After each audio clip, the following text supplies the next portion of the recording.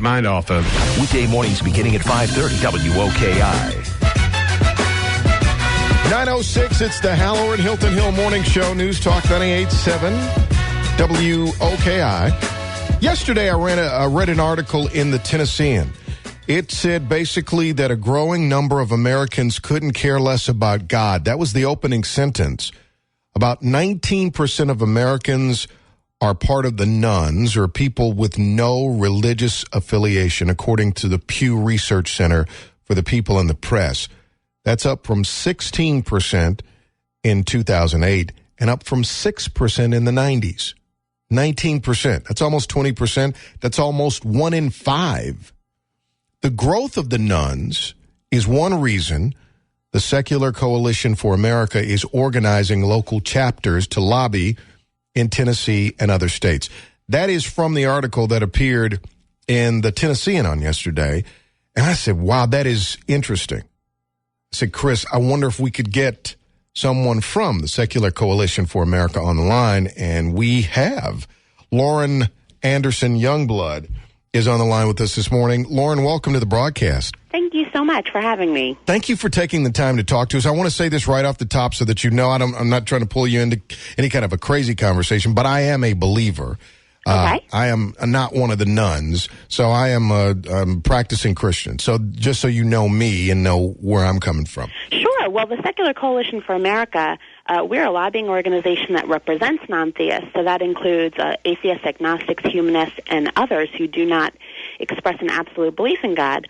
But we are not against any type of religion. We generally work with people of religious belief when we align on mission or when we align on aspects of our mission. And in general, we lobby to protect the secular character of our government, which we really view as being the best guarantee of freedom for all Americans, including people of religious belief.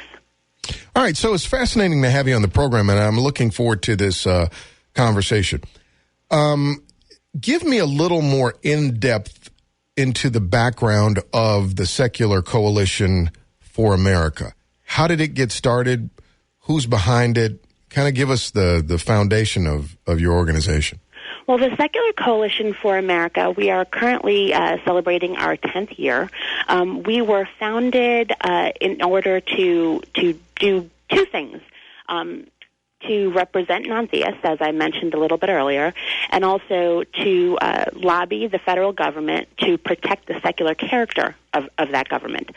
So essentially that's to protect the separation of church and state, to protect and strengthen that. And for those 10 years, we have lobbied at the federal level. But what we're seeing recently is that some of the most egregious legislation that attempts to insert religion into government is happening at the state level.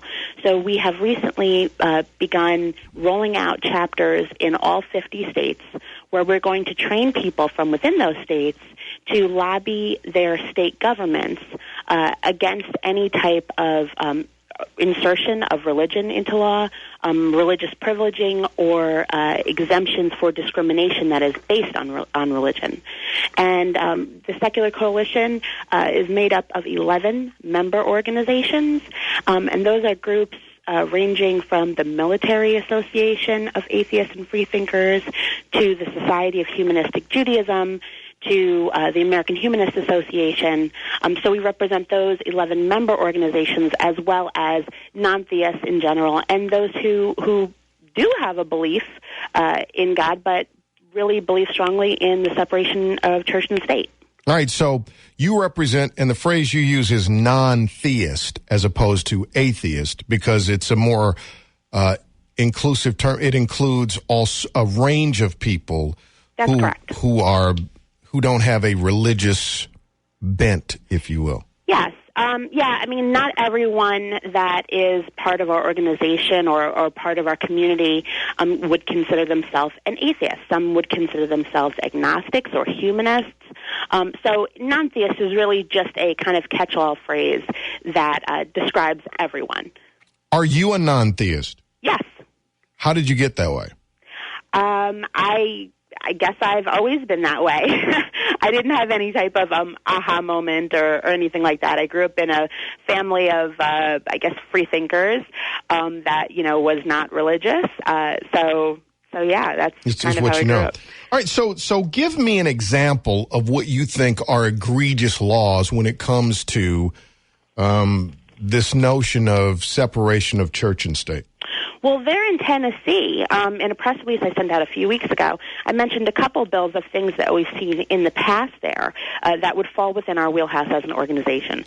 So one of those was the so-called monkey bill that would, essentially it was a thinly veiled attempt to create a false impression of scientific controversy around the scientific theory of evolution and protect religiously based critiques of the scientific theory and to promote inserting religion or religious theories of creationism and intelligent design into the public school system.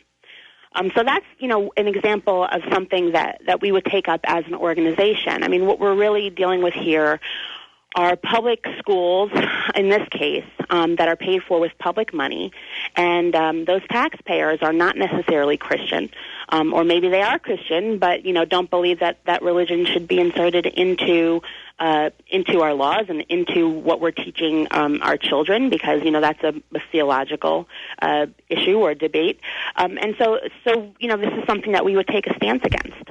The people behind intelligent design, though, don't see it as purely a theological debate. They believe that there is intelligent design and there's science to support their view. They believe that, but there is not scientific proof to support that.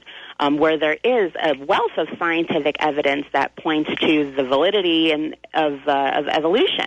I'm no evolutionary biologist, so I can't argue evolution with you in a way that a scientist would be able to.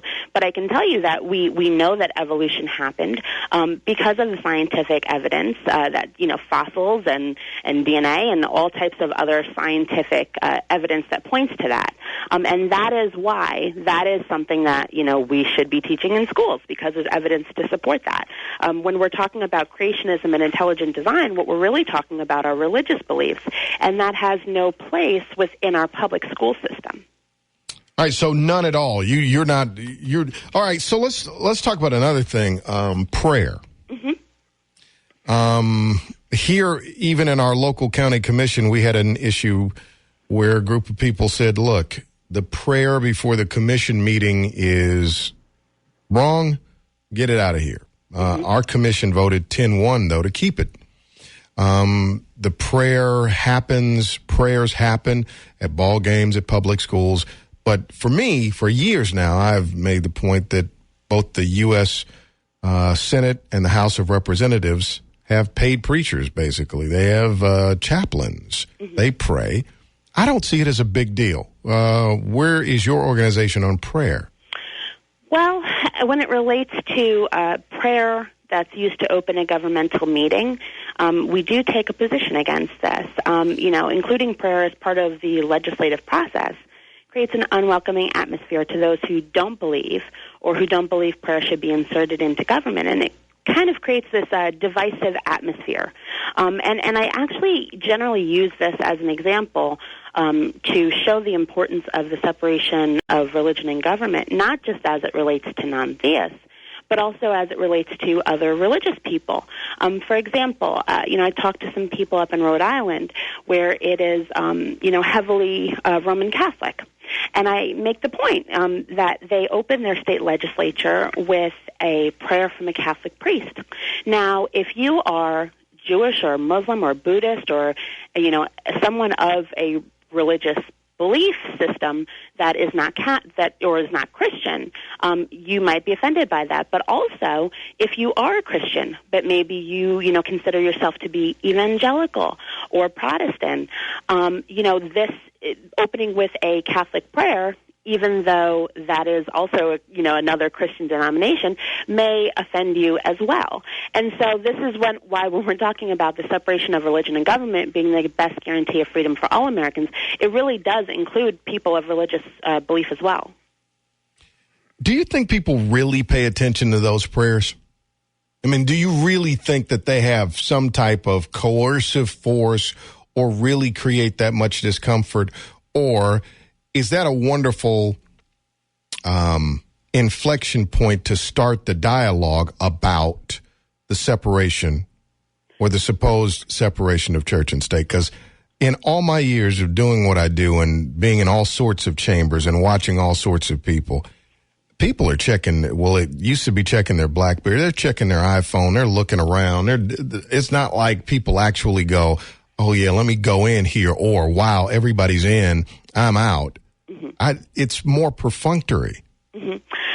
Well, I mean, the bottom line is that when you have a prayer, whether people are paying attention or checking their BlackBerries or not, what it is it illicit government endorsement of religion. And, that is not only unconstitutional, but it corrodes the broad civic engagement that's fundamental to the proper functioning of our secular democracy. No one should have to go to a governmental meeting and be confronted with religion. That's not the appropriate place for it.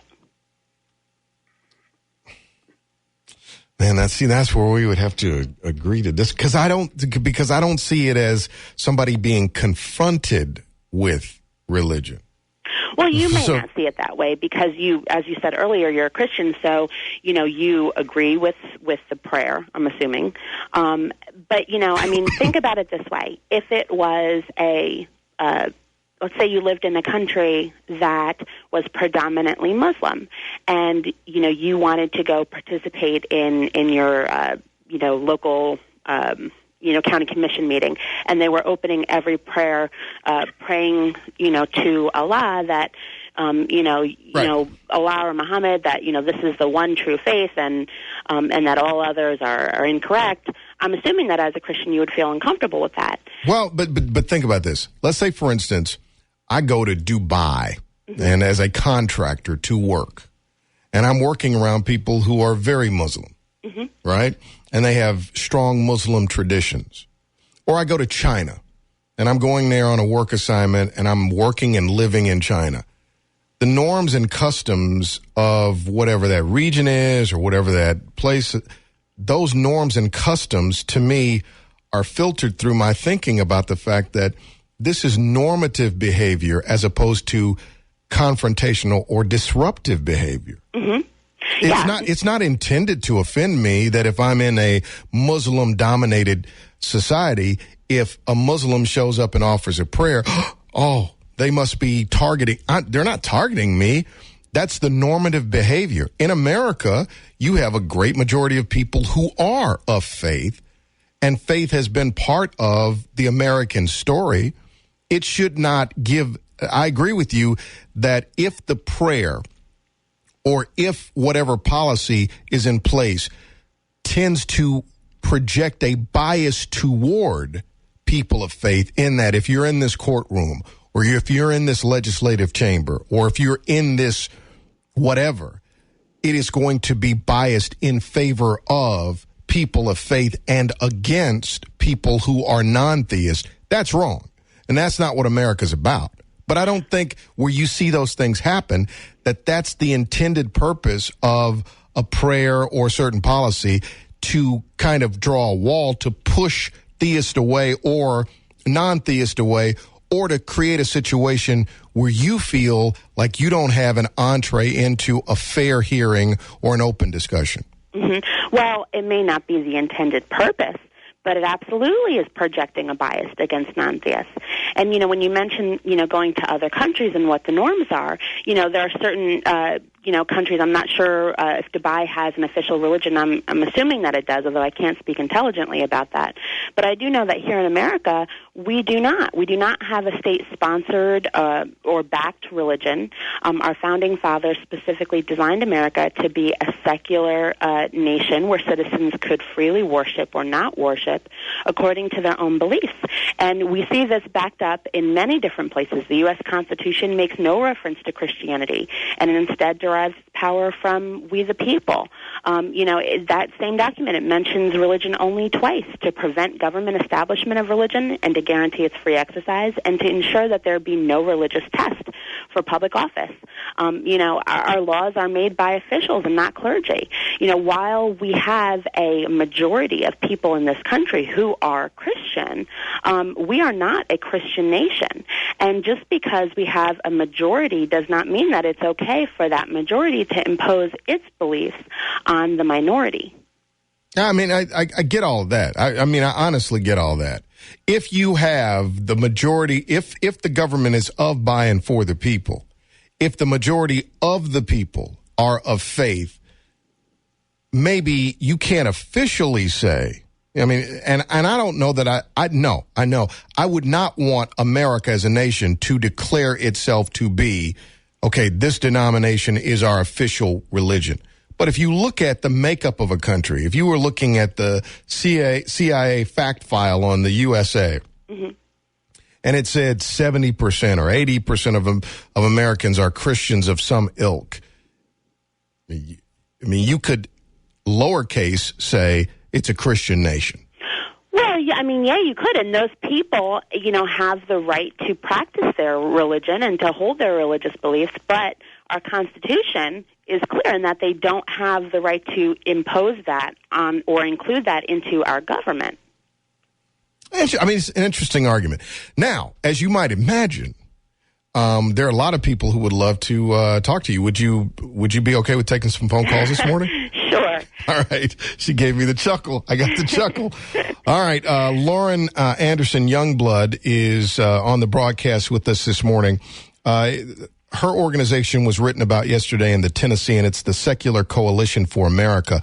The number is 656-8255, 1-800-951-8255. Pound 98.7 is a free call for customers of U.S. Cellular. You can hit me on Twitter at Hallerin. Thank you for being on the program, Lauren. I love an honest, open debate. Sure. Let's start with Pete. Pete, welcome to the broadcast. You're on with Lauren. Hey, good morning, Hal. Good morning, Lauren. Good morning. Hey, I certainly think that you're standing up for what you believe in or don't believe in, however perspective someone might want to look at it. But I think there's probably an issue, at least I have anyways, and really I have in the legal community because I really don't hear the argument brought up. But in as far as the Constitution's addressing the establishment or exercise of religion, it certainly is in the First Amendment that Congress shall make no law respecting an establishment or prohibiting the free exercise thereof. How in the world does that have any bearing to do with individual state governments or local governments? There's no law that says that a state government can't have prayers, nor is there a law that a local government can't. The Constitution, at least in addressing this, is specifically talking about the laws that Congress pass. So that even if the Congress tried to pass a law keeping the states from exercising their religious preferences or beliefs, that would be unconstitutional for the federal government to do so.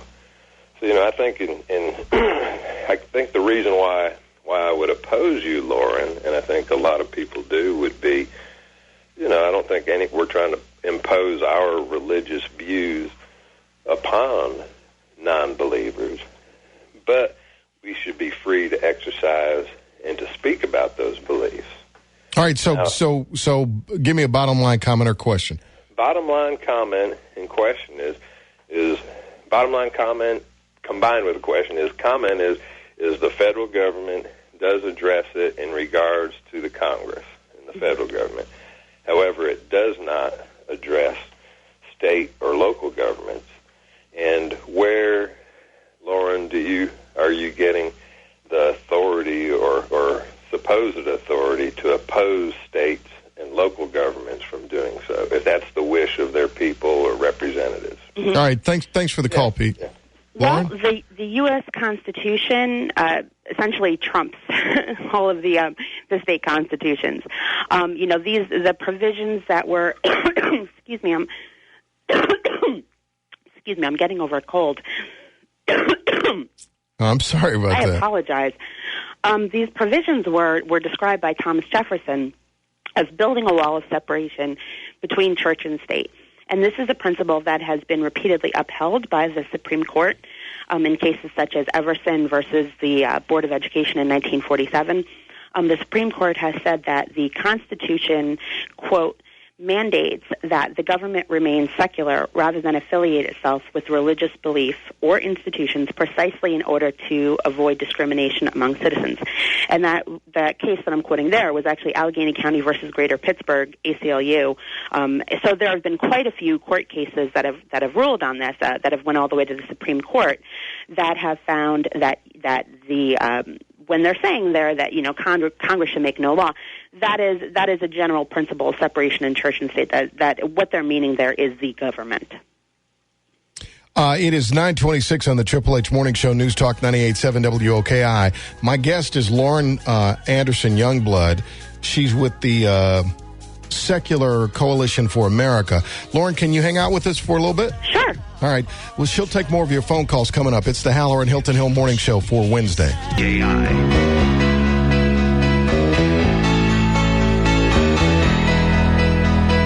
All right, it's the Triple H Morning Show, News Talk 98.7. It's 18 days. 18 days until the first day of school. just so you know. All right, it is our pleasure, actually, to have on the broadcast this morning Lauren Anderson Youngblood. She is with an organization, the Secular Coalition for America. I stumbled upon her organization in an article in the Tennessean on yesterday, and the numbers, Lauren, were what really stood out to me. The number of people who consider themselves nuns with no religious affiliation. Mm-hmm. The number is approaching 20%. Which would be 1 in 5 Americans. Right. Back in the 90s, it was 6%. So you had 94% of Americans that were, you know, of some sort of faith. How do you explain the expansion in those numbers? Well, I think a lot of people are trying to explain it. I'm not sure that I necessarily have the answers. I know that there is a lot of religion being inserted into government recently, and some of the explanations that I've seen for the growth in this, possibly even in that article that you mentioned that as a possible reason. There seems to be a growing distrust of religious institutions and a general, tiredness, or for lack of a better word, of being confronted with religion in the public square. I'm not necessarily sure that is the reason that we're seeing for the rise in this. Additional studies have indicated that young people are the most non-religious group in American society today. So yes, I'm not exactly sure why it's growing. I can tell you that, this demographic is a demographic that does not want to see religion inserted into our secular laws. Right. I even noticed in President Obama's inaugural address, mm-hmm. he acknowledged non-believers. Yes. Do you remember that? Yes, we do. And that's actually one of the things that we work towards as an organization, is to get lawmakers to publicly acknowledge us. I mean, and that's something that no other group, religious or ethnic, has to do, to get them to acknowledge that we're part of the community. And so, yeah, that was something that we had worked towards and that we continue to work towards. Just to kind of show you exactly where we stand as it relates to lawmakers, there are more than 50 lawmakers who are part of the Congressional Prayer Caucus, and there's only one congressman who is openly an atheist. That kind of shows, how we're perceived, or not perceived necessarily, but where we kind of stand. And our records indicate through having talked with various members of Congress that there's actually something closer to 30 members of Congress that we've personally identified as non-theists, but they won't come out and say it publicly, than Pete Stark, because they're afraid that it'll hurt their reelection chances. Now, but it also probably speaks to the people that they represent. They may be people of faith, and they might recognize, hey, we respect the faith, but you're saying it should go both ways. Well, yeah, if I respect your faith, you should respect my lack of faith. Exactly. And what someone is doing as a lawmaker, their religion shouldn't matter. Oh, sure. That's why it's in our Constitution that there be no religious test for public office. I vote for people all the time that are Christians. I don't think that because someone doesn't share my personal beliefs that they can't represent me. All right, so let's take some more phone calls. Now, here's what's neat, Lauren. I'm a preacher's kid. Okay. So I was born in it, steeped in it, got inoculated. I got all my checkups, everything. Mm-hmm. So I'm through and through. But I believe in an America where everybody has the right to believe or not believe, but I'm just not offended at all by faith. And I think probably where I would disagree with you is that the level of faith that you see in the public square it's at the level of intrusion or coercion or just, kind of blatantly offensive. I think this is my opinion. What I believe is that there were a number of people who founded this country, and there are a number of people who live in this country to this day that have a real vibrant, real faith, and that faith informed a lot of the big ideas that make America great. I'm not saying that it has to be rooted in that, but that it did inform. Like our notion of law and justice, a lot of that stuff grows out of religious traditions. I mean, you can trace it back, whether you're looking at the Ten Commandments or the Code of Hammurabi or whatever. There are some touch points that relate back, and because there are a majority of people in America that have faith, I think they just acknowledge it as opposed to saying, okay, Lauren is a non-theist. I hate her. I wouldn't vote for her. I don't want her around. I want to make life difficult for her. I don't want to tolerate her. I don't think many Americans see it that way. I think many Americans go, Lauren can believe whatever she believes, and at the end of the day, if Lauren is making my website and she does a great job, I'm going to pay Lauren to make the website. But the reality of it is that that's actually incorrect.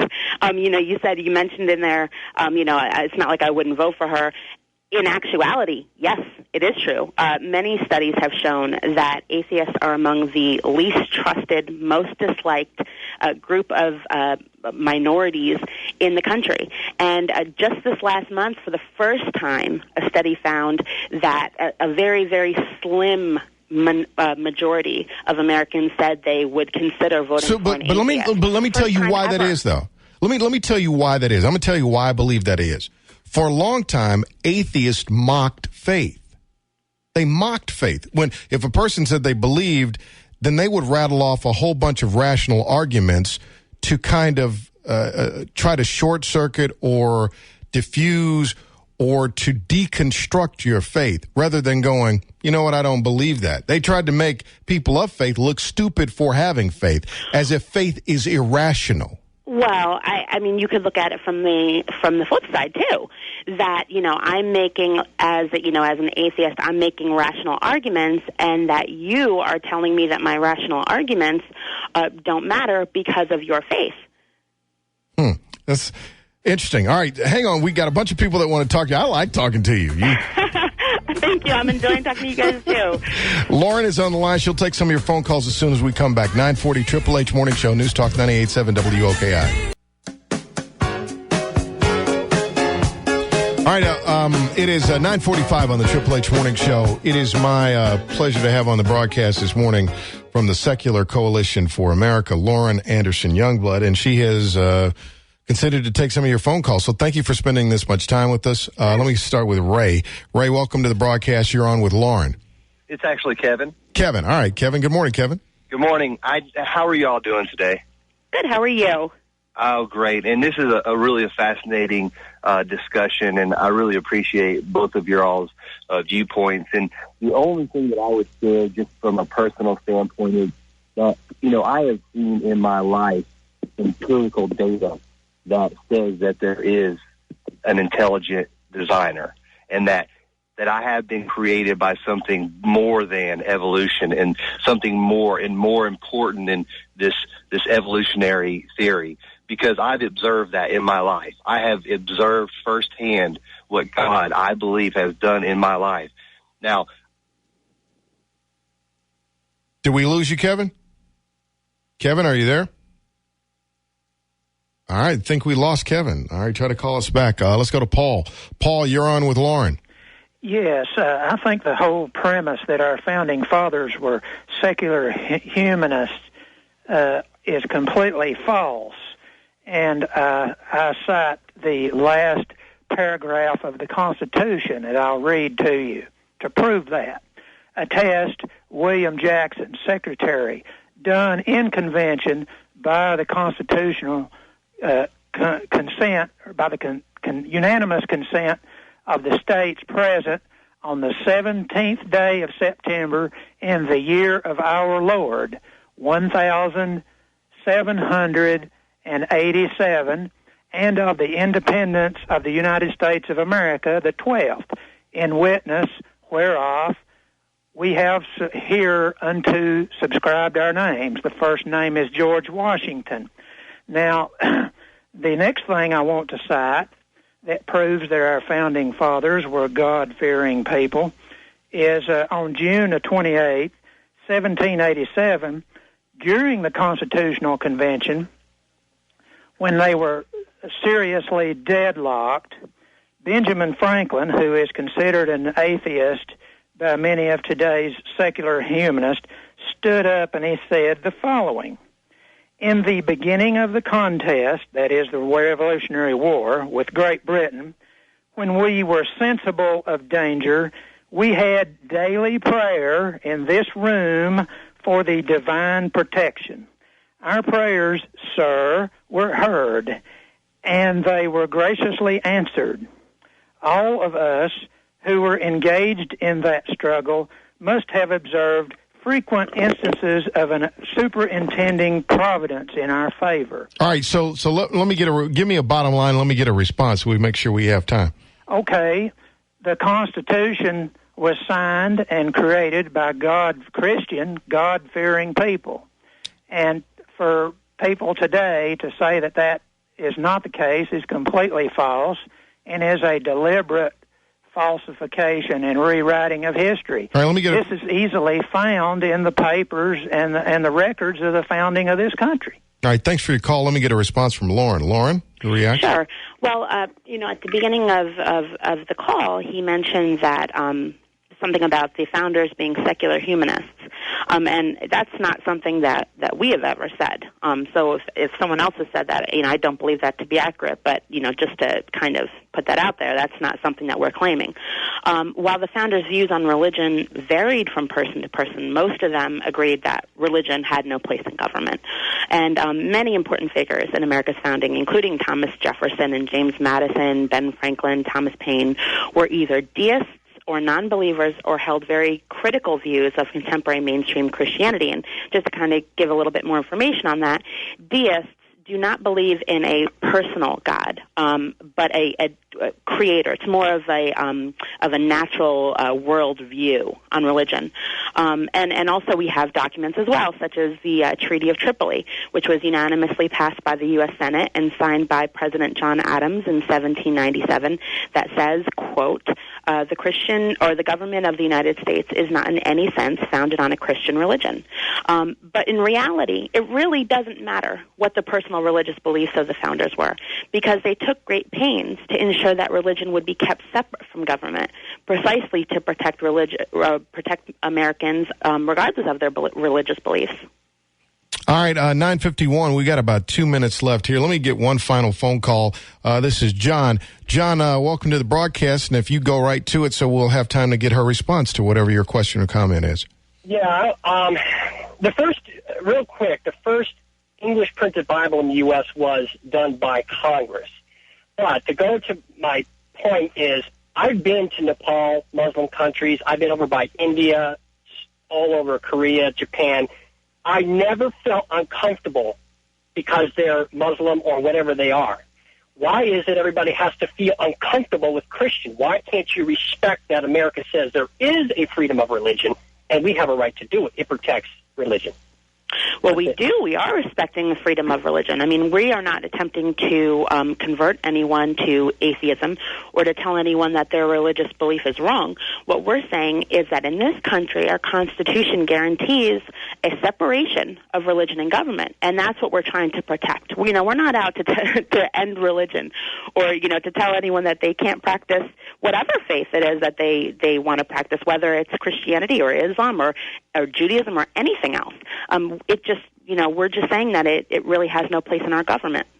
All right. Thanks for the call. I hope we can talk again. And Lauren, if you have other experts that you would offer up from time to time, we would love to talk to them, because I think this is going to be a dialogue that continues. And thank you for taking the time to talk to us. Sure. Thanks so much for having me. All right. That was Lauren Anderson Youngblood. Interesting conversation, Chris. Interesting. It's good. Yeah, interesting. I wonder if Lauren would go to church with me one time. Just try it out. But then is that an overreach? You know what I think is going to happen in America? Is it wrong to share your faith?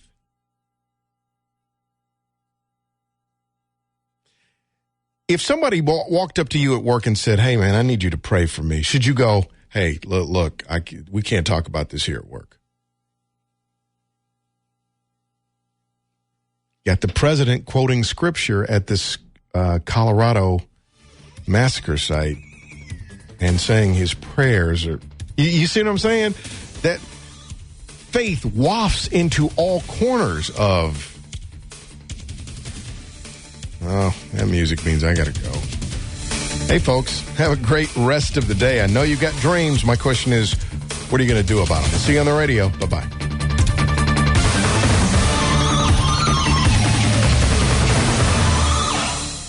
River Islands Golf Club, East Tennessee's #1 golf course. New ownership is continuing to work hard to enhance the notoriety of the course located in Kodak, just 12 minutes from Knoxville. River Islands Golf Club combines world-class golf with daily fee golf, resulting in the well-maintained brand-new Mini Verde greens and beautiful Zoysia fairways. This Arthur Hills design features a true link style and has been a favorite since 1991. Visit River Islands Facebook page for special rates and call for tee times at 865-933-0100.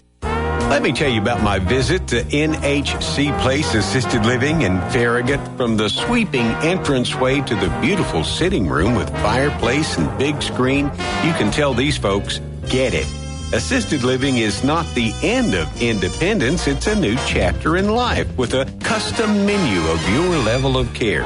I've heard that friendships and even maybe a little romance blossom there. There are beautiful apartments with your own things. Also well-appointed common areas, a menu-style restaurant, even a soda fountain, trips to shop and things to see and do. And there are cozy private places where friends can visit and you can relax, all within the assurance of your loved one getting the care and attention they need all the time. Please, before you make any decision, get all of the information. And your starting point is NHC Place Assisted Living Farragut, 777-9000, 777-9000. The lake, the ballpark, and backyard barbecues are all rights of summer, just like Calhoun's amazing Hickory Smoke Barbecue. This summer, let Calhoun's get you out of the kitchen by picking up the Feed 5 Family Pack, a hearty helping of our great barbecue with buns, baked beans, and coleslaw, complete with plates, utensils, and napkins for just $21. For a bigger group, double it with the Feed 10 Family Pack, just $40. That's $4 a person. Calhoun's Family Packs in summer go together like football and tailgating. Make them part of your summer plans. Calhoun's, eat local, eat good. Honk if your utility bills are too high. Do you feel better? Yeah, I didn't think so. So do what over 8 million customers have done. Call GEBC of Knoxville at 865-851-9966. These guys are great. They'll come out and show you and your family how to save. Guaranteed in writing 25% or more on those high monthly utility bills, 25% or more. If you're tired of wasting your hard-earned money, then call GEBC of Knoxville at 865-851-9966. This stuff is NASA tested. They found that one thin layer of radiant barrier is equal to 7 feet of regular blown-in pink cellulose insulation. So do yourself a favor. Stop thinking pink.